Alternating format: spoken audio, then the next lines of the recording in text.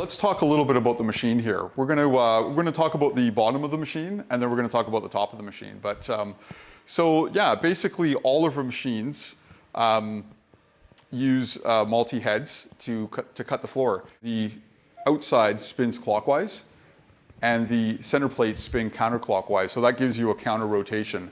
So it's kind of good to know that what's going on under your machine. So basically what we have here, we call this a plug and go plate. So this is where our tools magnetically attach to. So for instance, one of the tools just clips in like so.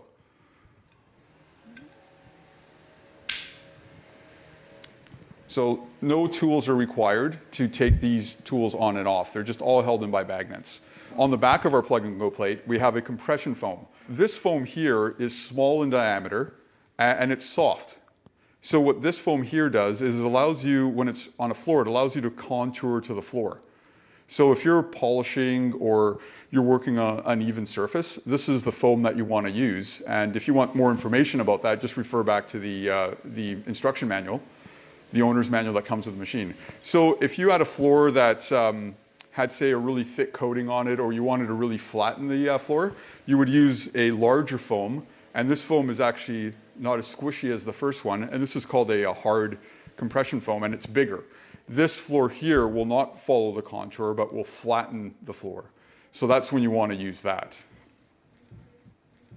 These are called shear pins. In the event that you should hit something in the floor, one of these will shear off, and that will prevent your belt from breaking. So it's a normal part that these pins shear off. You want to avoid it as much as possible, but just know that if this does shear off, in your kit comes a replacement. And we have a video online and also instructions on how to replace this. It's pretty straightforward, but you know, it's a good video to watch. This plate here is called a pad driver, and that basically is the drive dog. So that drives this plate here. These are called grommets, and this is what your shear pins slide into. The grommets are made out of a rubbery silicone type material, and they allow you some contouring and flex as well. Should you break a shear pin, always inspect these grommets and just make sure that they're not damaged. Because if they're damaged, when you replace your shear pin, you're going to put it back into a damaged grommet. You know, that could give you some issues there. Before we start cutting, let's adjust the dust skirt. We've got the machine tipped back, so that's probably the easiest way to, at the easiest time to adjust the skirt. So basically, you want the bottom of the skirt to just be about 1/4 inch off the floor. So what we're going to do is that we're just going to peel this back, pull it back, and then we'll put our urethane dust skirt back, and see just about 1/4 inch. When we drop the machine, it's going to compress a little bit, so it might give us a little less than 1/4 inch. We can readjust, but we want to keep it pretty close to the floor. We want to contain as much dust in this area as possible. We don't want that dust to escape into the environment, and we're going to breathe it in. It's going to get on stuff.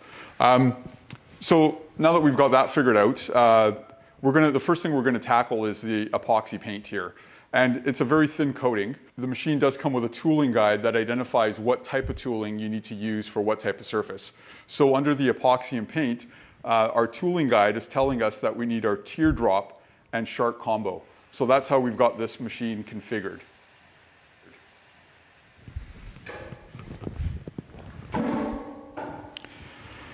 So Carson, we've kind of covered off the bottom. Now we're just going to sort of cover off the top of the machine. Basically, this is your handle assembly, and in your handle assembly, you have your speed control. So this is how you would control the pad speed of the machine. Basically, if you want to grind faster, you turn the speed up, and if you want to slow down, you turn it down. You've got that. This here is your start button, and you have to hold in the lever as well to start the machine. So basically, what you do is actually you hold in the lever, press the start button. We don't want to grind with the machine in an upright position. We can adjust the handle by just taking out that pin, finding a position that's comfortable for us, and putting the pin back in. We're ready to power up the machine. So we've hooked up our power to your dryer, I believe. And basically all you do is that you plug it in, like so. Give it a little bit of a twist, that locks it in place. Now your machine is started up, and I'm just going to review the process. I'm just going to talk about the panel for a sec here. So the nice thing about our equipment is you don't have to worry about any of these buttons. These buttons are all now controlled by the handle. So how do we know that? If we look at the top corner of the screen, it says REM. That stands for remote. That means that we've taken away the programming and it's in the handles. Should it not say remote, you'd have to go back to your manual and put it back into remote. You would lose that functionality in your handle. This number here, 825, that is the pad speed. So as soon as you turn on the power, that's how fast your pads are going to turn. So in order to turn that number up or down, you basically go back up to your handle and you adjust that dial.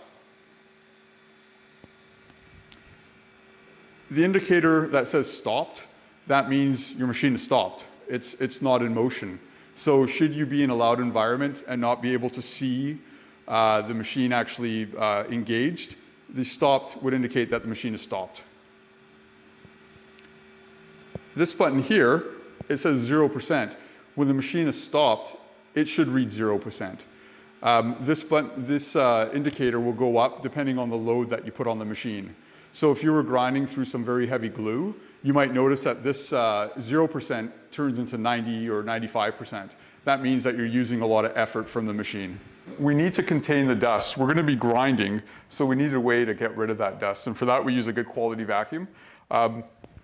There's our dust extraction port. So all we do is that we get our vacuum hose here, and we just plug it in.